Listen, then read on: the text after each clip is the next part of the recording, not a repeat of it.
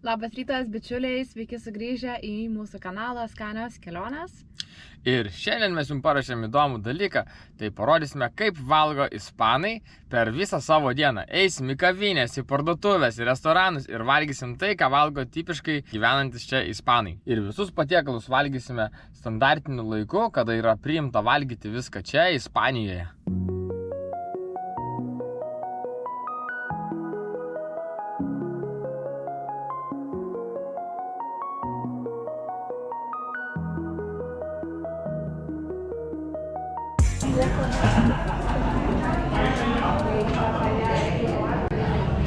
Ir taip, draugai, pirmasis dienos patiekalas yra pats svarbiausias, tai yra pusryčiai, ispaniškai vadinami desayunos.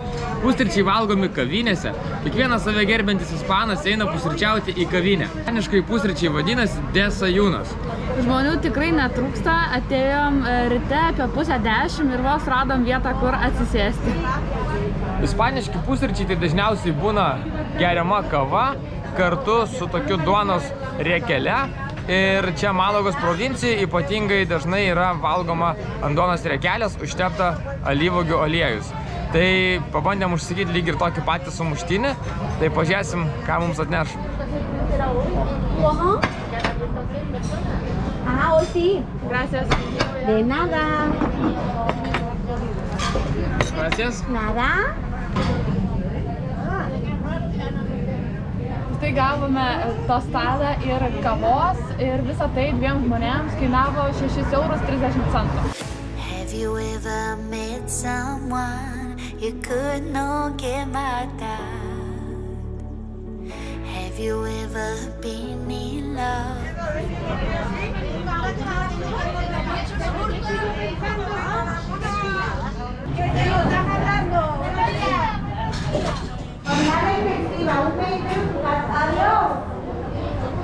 Valgę pusryčius, ispanai pradeda savo dienos darbus. Ir kad išlaikytų pilną dienos racioną, ispanai 12 valandą turi priešpiečius, kurie yra vadinami almuerzo.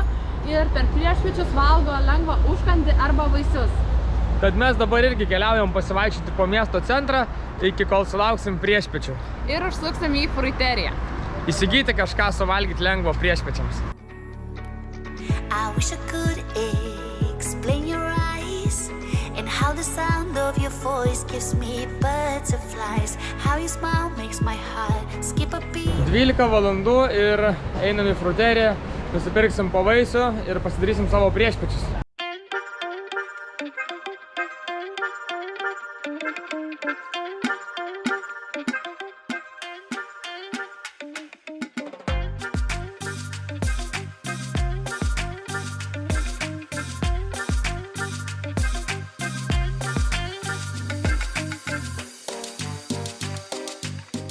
Tai va, nusipirkom po vieną plataną. Ir datulių. Dabar eisim kažkur susirasti solelį ir pasidarysim savo priešpiečius.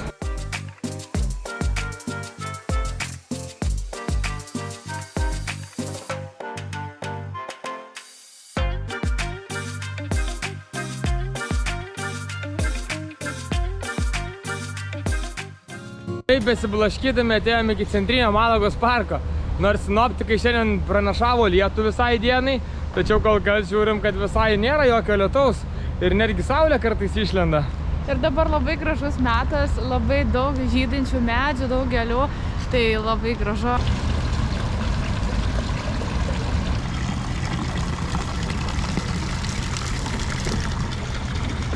Laukiame pietų meto, 2 valanda ir atėjo metas valgyti la comida. Tai yra ispaniški pietus. Ir čia mes ragausime tokį patiekalą pavadinimu espeto de sardinas. Tai yra tipinis, tradiciškas, malagietiškas žuvies patiekalas. Tai yra sardinijos keptos ant iešmelio ir kepamos specialioje tokia, kaip yra metalinė valtis. Ten yra žarijos ir jas ten kepa. Vos tik atėjus į restoranėlį ir pasakius, kad valgysime šį patiekalą, net nespėjau išsitraukti kameros, kaip ant mūsų stalo atsirado 2 lėkštės, alus be alkoholio ir dabar laukiam, kol atneš žuvytes.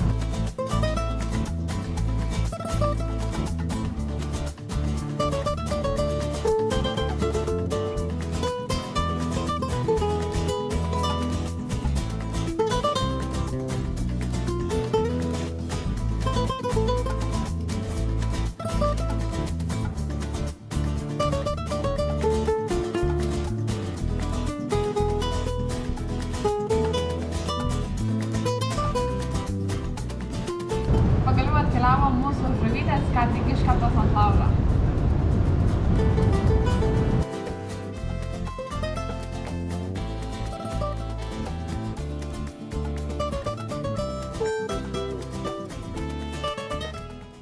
Pietų patiekalas, jeigu renkantis šias žuveles, tai pakankamai lengvas, tikrai toks lengvas sotumo jausmas.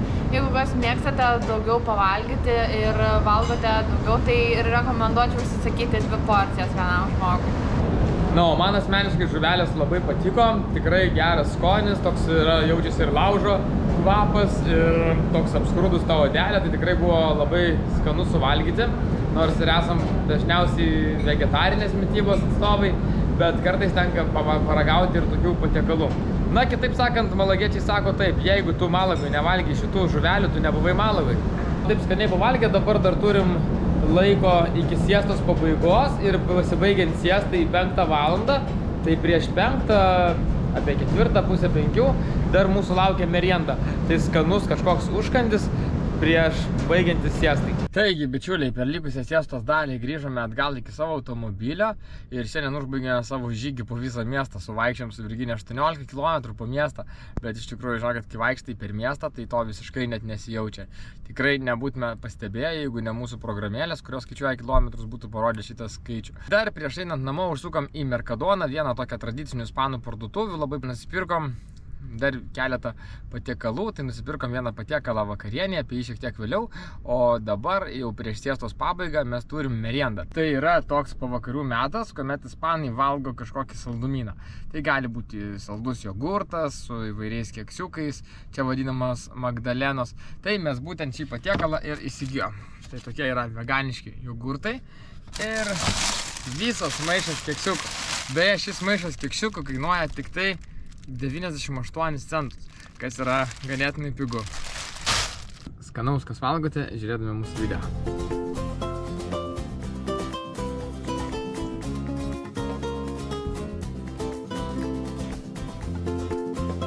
Paskutinis valgis yra ispaniškai vadinamas scena.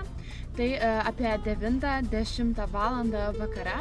Suprantama, kodėl taip vėlai. Kai baigėsi siesta, 5 valandą prasideda vėl darbai ir tęsiasi iki 8 ar 9 vakaro. Vakarieniai paprastai ispanai nevalgo nieko sunkaus, tai būna kažkoks lengvas maistas, nes jį vis tiek reiks suvirškinti, nes po kelių valandų jau eis ispanai miegoti. Ir vakarieniai yra dažniausiai valgomi tokios kaip tortilijos de patata, tai bulvių plokštainis, lietuviškai gal labiau primintų kaip mūsų kugelį. Ir tai yra bulvės su kiaušiniais ir svogūnais. Ir mes šį patiekalą pašildysime keptuvėje.